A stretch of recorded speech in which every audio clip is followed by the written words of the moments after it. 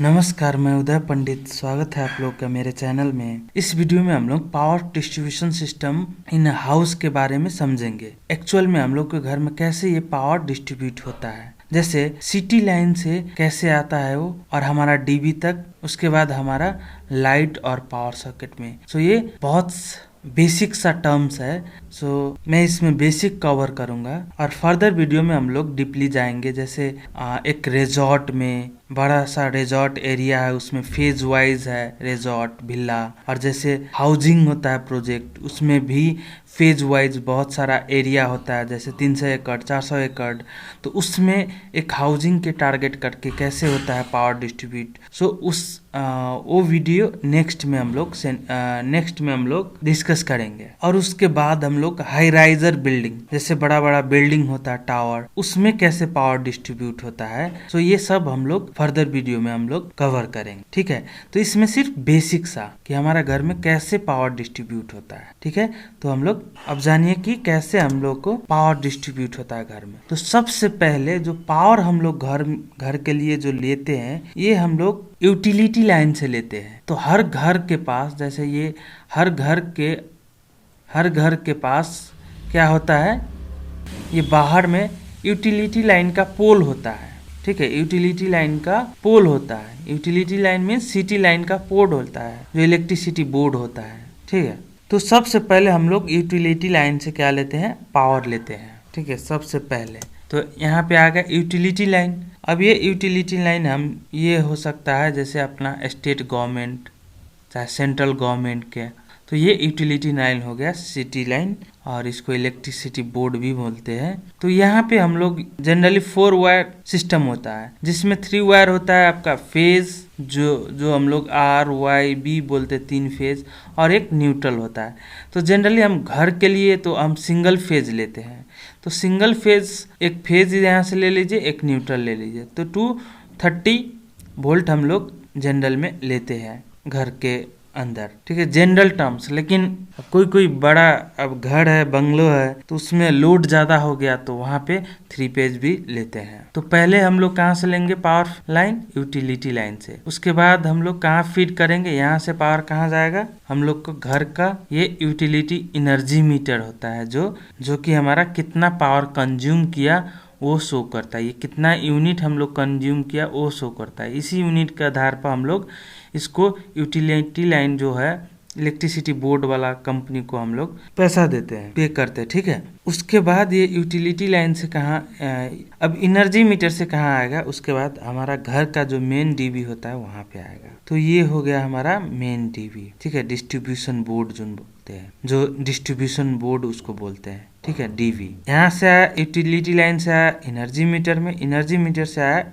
Distribution board में। अब यहाँ से फर्दर 2 डिवाइड हो जाता है, एक होता है लाइट सर्किट, एक होता है पावर सर्किट। जो लाइट के लिए जाता है वो हो गया लाइट सर्किट, जो पावर सॉकेट के लिए जाता है वो हो गया पावर सर्किट, ठीक है। अब ये लाइट सर्किट के बाद ये लाइट सर्किट का यहाँ से एक्चुअल में केबल जाता है, जैसे 2 कोर हो गया या अर्थिंग है तो 3 कोर हो गया, ये यहाँ पे इधर आएगा। अब ये लाइट सर्किट कहाँ जाएगा, पहले स्विच बोर्ड में जाएगा, पहले जाएगा स्विच बोर्ड में, ठीक है। स्विच बोर्ड के बाद ही क्या जाएगा, लाइट्स और फैन में जाएगा, क्योंकि यहाँ पे लाइट एंड फैन हम लोग इस स्विच बोर्ड के थ्रू, स्विच बोर्ड का जो स्विच होगा उसके स्विच से हम लोग कंट्रोल कर रहे हैं। तो ये डायरेक्ट डिस्ट्रीब्यूशन बोर्ड पे नहीं आएगा। यहाँ पे ये क्या होगा, पहले स्विच बोर्ड में आएगा, उसके बाद लाइट में। लेकिन पावर सॉकेट के केस में क्या होगा, ये डायरेक्ट यहाँ पावर सॉकेट में ही आएगा, ठीक है, ये पावर सॉकेट में आएगा। तो जनरली ऐसे पावर डिस्ट्रीब्यूट होता है, ठीक है। ओवरऑल समझे तो क्या है, पहले हम लोग यूटिलिटी लाइन से पावर लेते हैं, उसके बाद ये एनर्जी मीटर में आया, उसके बाद मेन डीबी में आया, उसके बाद यहाँ से 2 सर्किट डिवीजन हो जाता है, एक लाइट सर्किट, एक पावर सर्किट। और लाइट सर्किट के होते हुए ये कहाँ पे पहुँचता है, ये स्विच बोर्ड में, और स्विच बोर्ड से हमारा लाइट्स एंड फैन में आता है। सिमिलरली यहाँ से अब पावर सर्किट के थ्रू डायरेक्ट हमारा ये पावर सॉकेट में आता है। ऐसे ही पावर एक फ्लो होता है घर में, हमारा नॉर्मल घर में। तो ये बेसिक सा कंसेप्ट है, इसमें कोई इतना कॉम्प्लिकेटेड नहीं है। अब इसका विजुअल जो होता है ना, फिजिकल व्यू, वो देख लेते हैं। जैसे यूटिलिटी लाइन को हम बोले थे, जो डिस्ट्रीब्यूशन पोल होता है बाहर, घर के बाहर डिस्ट्रीब्यूशन ऐसे ही पोल होता है। तो उसमें क्या होता है कि 4 वायर सिस्टम होता है, जिसमें 3 फेज हो गया, ये आर वाई बी फेज हो गया, एक न्यूट्रल हो गया। ठीक है, कहीं कहीं क्या होता है कि आपका ये जो ऊपर वाला पोल में होता है ना, जैसे ये पोल हो गया, एक क्रॉस आर्म बोलते हैं इसको, ऊपर इंसुलेटेड है, ये इंसुलेटेड हो गया। तो जो सब स्टेशन से, जैसे सिटी लाइन का जो इलेक्ट्रिसिटी बोर्ड का सब स्टेशन होगा, इलेक्ट्रिसिटी बोर्ड का, तो वहां से क्या होता है 11 kV के 3 वायर आ जाता है। ये जो SC SCR जो होता है वो वायर आ जाता है। और जहां आप जैसे कॉलोनी है, एक यहाँ पे विलेज है या कोई कॉलोनी है, तो उस कॉलोनी को देना है, तो यहाँ पे क्या करता है इलेक्ट्रिसिटी बोर्ड वाला बोर्ड, यहाँ पे एक ऐसे करके आता है पोल पोल होकर, ये 3 वायर वाला। अब क्या करता है, कहीं पे एक डिस्ट्रीब्यूशन सब स्टेशन रख देता है। वो पोल माउंटेड डिस्ट्रीब्यूशन सब स्टेशन होता है, पोल पे ही ट्रांसफार्मर होता है, ये स्टेप डाउन ट्रांसफार्मर। वो ट्रांसफार्मर क्या करता है, ये जो हमारा 11 kV है उसको क्या करता है, ये 440 kV में स्टेप डाउन कर देता है। यहाँ से 3 वायर आ रहा था, अब क्या करेगा, ये 4 वायर सिस्टम हो जाएगा। 3 वायर आर वाई बी हो गया और एक न्यूट्रल हो जाता है, जो 2 फेज के बीच में आपको 440 वोल्ट मिलेगा। ठीक है, ऐसे करके पावर ट्रांसफार्मर, पावर डिस्ट्रीब्यूशन होता है। यही 440 वोल्ट ये यहाँ पे है पोल पे डिस्ट्रीब्यूशन। कहीं कहीं ये साइड से 3, नीचे से ये 3-4 वायर ऐसे करके जाता है SCR। आजकल वो इंसुलेशन वाला भी आ गया है, तो एरियल बंडेड बल्ट AB केबल सब आ गया है, तो उसको भी यूज करता है। ठीक है, ऐसे काम मतलब डिस्ट्रीब्यूशन ऐसे होता है, एक इलेक्ट्रिसिटी बोर्ड के सब स्टेशन से आता है।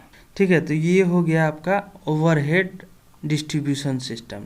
अब एक और ऑप्शन होता है, अभी बहुत सारा सिटी में आ गया है, जो बहुत कंजस्टेड एरिया है, उसको ये एलिमिनेट कर देता है। वहाँ पे क्या कर रहा है, अब जैसे न्यूली सिटी जहाँ पर सेटअप हो रहा है एस्टेब्लिशमेंट, वहाँ पे अब क्या कर रहा है, प्रेफर दे रहा है अंडरग्राउंड डिस्ट्रीब्यूशन सिस्टम का, जो इलेक्ट्रिसिटी बोर्ड वाला करता है। तो उसमें क्या होता है, ये अब ओवरहेड ये पोल नहीं रहेगा, जो ये अंडरग्राउंड एक तो ड्रिल करके भी होल करता है और उसमें रखता है, कहीं कहीं पे ट्रेंच ही रख देता है, ट्रेंच में रख के उसके बाद लाता है। तो उसमें भी क्या होता है, आपका 4 कोर वाला केबल होगा, जैसे 4 कोर वाला केबल होगा, आर्मर्ड केबल।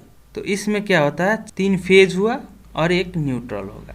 तो ये यहाँ से अंडरग्राउंड आता है, और एक जगह पर, जैसे यहाँ पे अब बहुत सारा कॉलोनी है, मतलब एक एक कॉलोनी घर है, मतलब इतना सारा, तो इसके लिए एक यहाँ पे SMDB जैसे बैठा देता है। तो SMDB क्या होता है, सब मेन डिस्ट्रीब्यूशन बोर्ड। तो यहाँ पे देख सकते हैं ये फोटो में, तो ये रहा हमारा SMDB। ठीक है, ये रहा हमारा SMDB, यही अंडरग्राउंड केबल आकर यहाँ पर टर्मिनेट किया हुआ है। ये आपका 4 कोर को होता है, यहाँ पे MCCB हो गया, और यहाँ से अपना ये बस बार में रख देता है सेपरेट सेपरेट MCB, जी कितना आदमी को चाहिए उस हिसाब से अपना यहाँ पे रख देता है। यहीं से अब क्या करते हैं हम लोग, सिंगल फेज चाहिए तो सिंगल फेज लेकर जाते हैं 2 वायर।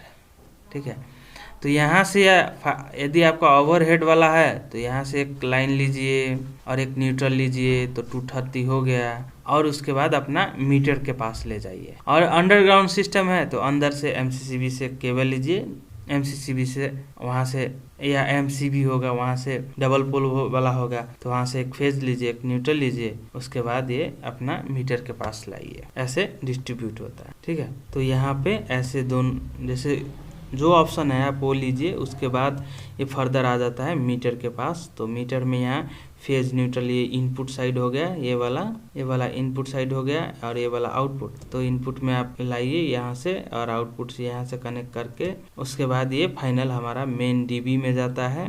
ये एनर्जी मीटर हो गया, ये मेन DB हो गया, और यहाँ से मेन DB से जनरल अब जाएगा हमारा, पहले जाएगा स्विच बोर्ड में। हम लोग लाइट सर्किट की बात करें, ये लाइट सर्किट का है, ये स्विच बोर्ड में जाएगा, और फर्दर ये स्विच बोर्ड से हमारा ये इंडिविजुअल अब जो लाइट सब ये स्विच से कंट्रोल कर रहे हैं, लाइट, फैन, ये सब में जाएगा। ठीक है। सिमिलरली अब यहाँ से जो पावर जाएगा ये पावर सर्किट वाला, ये डायरेक्ट पावर सर्किट में जाएंगे।